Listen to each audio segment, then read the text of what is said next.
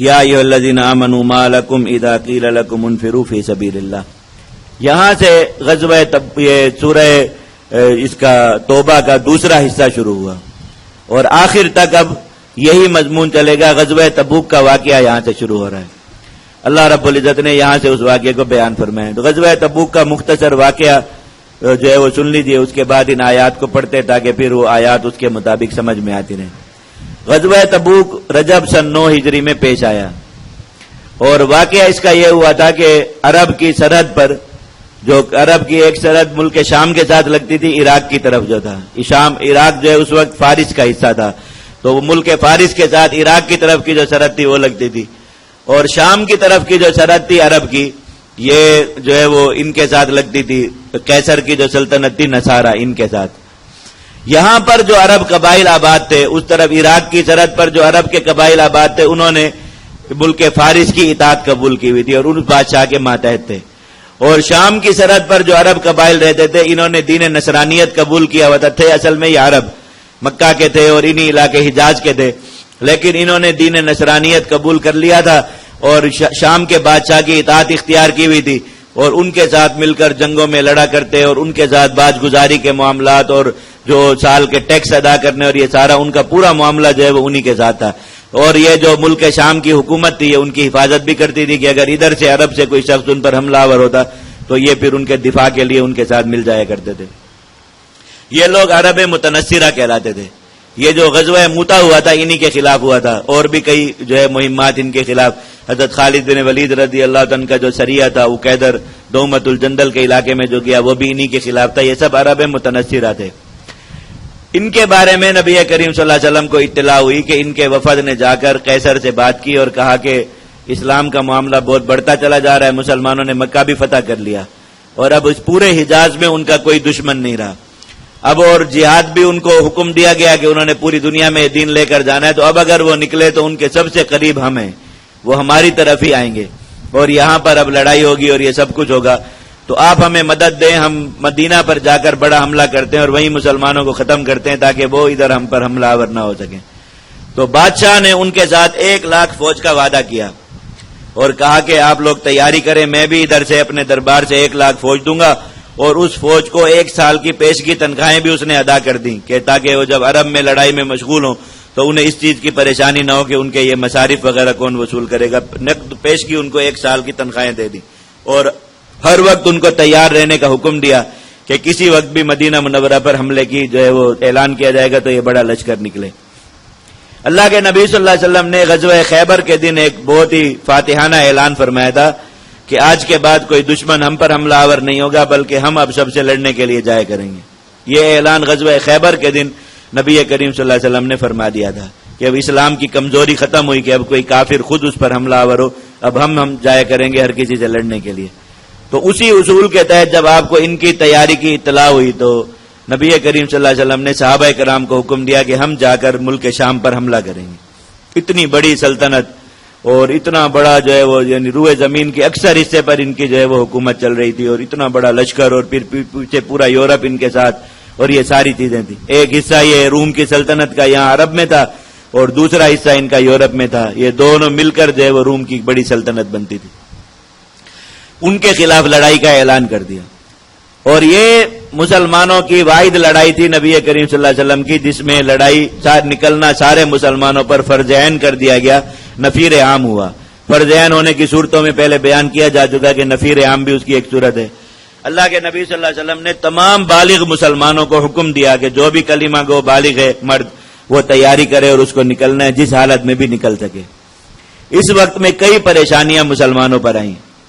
ایک تو شدید گرمی کا موسم تھا اور سفر بہت طویل تھا, ملک شام کی سرحد تک گرمی میں اتنا سفر کرنا ایک بڑی مشقت, اور اس سے بڑی مشقت یہ تھی کہ کھجوریں پکنے کا وقت تھا اور اہل مدینہ کی ساری معیشت کا دار و مدار کھجوروں پر ہوتا تھا. یہی ان کا راس المال تھا, لباس لینا ہے, اناج لینا ہے, کوئی چیز لینی ہے کھجوروں کے بدلے میں لیا کرتے تھے. اور سردیوں میں کوئی فصل نہیں ہوتی تھی, گرمیوں میں جو کھجوریں محفوظ کرتے تھے, سردیوں میں یہی ان کا کھانا ہوتا تھا. اگر وہ محفوظ نہ کی جاتی تو سردیوں میں قحط ہو جاتا تھا, مدینہ کے لوگ بھوکے رہتے تھے, کھانے پینے کو کچھ نہیں ہوتا تھا عموماً سردیوں میں. اور یہ ساری پریشانی کا وقت تھا کہ اور اس وقت میں اگر ایسی ترتیب ہوتی کہ کچھ لوگ پیچھے رکیں گے کچھ جائیں گے تو وہ پیچھے والے کھجوریں اتار لیتے اور انہیں محفوظ کر لیتے. سب کے لیے حکم تھا کہ سب نکلو. اب ان کو یہی تھا کہ سفر پہ جائیں گے, پیچھے کھجوریں درختوں پر ہی گل جائیں گی, ضائع ہو جائیں گی, کسی قابل نہیں رہیں گی, اگر وقت پر پھل نہ اتارا جائے خراب ہو جاتا ہے. تو آگے اگر وہاں سے بچ کر آ بھی گئے تو آگے پورا سال معیشت کی تنگی رہے گی اور جو ہے وہ قحط کے ساتھ گزارا کرنا پڑے گا.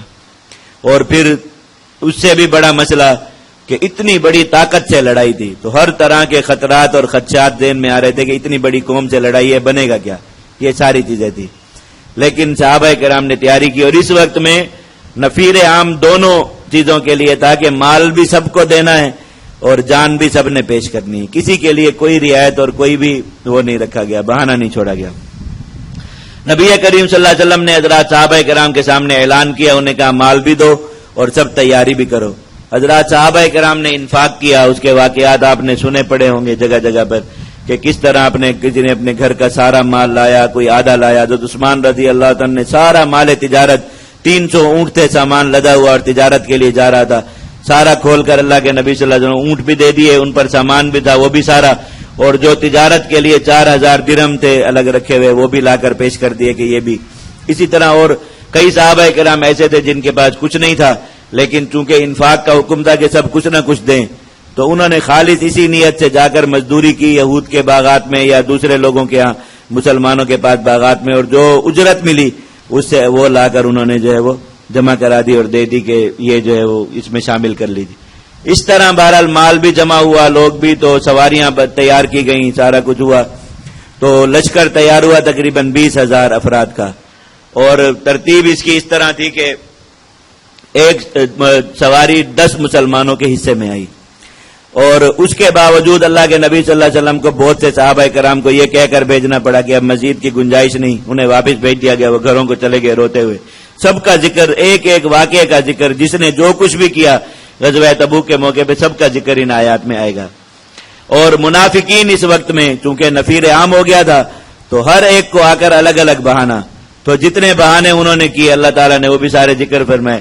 اللہ کے نبی صلی اللہ علیہ وسلم کو ایک واضح علامت بتا دی گئی کہ جو شخص بھی آ کر اس وقت میں رخصت طلب کرے گا اپنے منہ سے اور یہ کہے گا کہ میں نے فلاں عذر کی وجہ سے نہیں جا سکتا, وہ منافق ہے. بس پکی علامت یہ بیان کر دی گئی کہ کوئی مسلمان آ کر یہ کام نہیں کرے گا.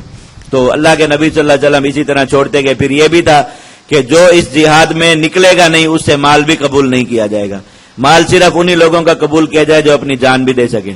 تو منافقین کو اللہ تعالیٰ نے خوب رسوا کر دیا, انہوں نے بہانے کیے, آ کر مسلمانوں نے دیکھا, علامت قرآن میں نازل کر دی گئی کہ جو بھی آ کر رخصت مانگے گا وہ منافق ہوگا. تو جو بھی آتا تھا مسلمان دیکھ لیتے کہ یہ بندہ منافق ہے, بس آئندہ سے اس سے بچ کے رہنا ہے. تو پہلے یہ چھپ کر رہتے تھے, قسمیں کھا کر اپنا وہ بچا لیتے تھے کہ ہم مومن ہیں.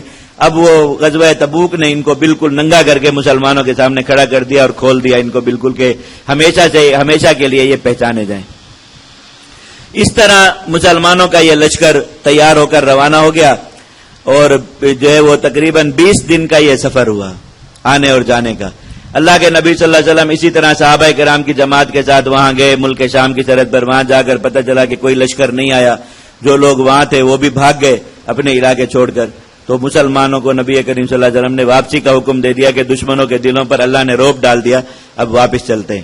تو اسی طرح واپسی کا سفر ہوا. اس سفر میں کھانے پینے کی ہر چیز کی شدید تنگی مسلمانوں پر آئی, اور ایک دانہ کھجور کا, جو سعد بن ابی وقاص رضی اللہ عنہ فرما دیں گے, ایک دانہ کھجور کا ملتا تھا پورے دن کے لیے.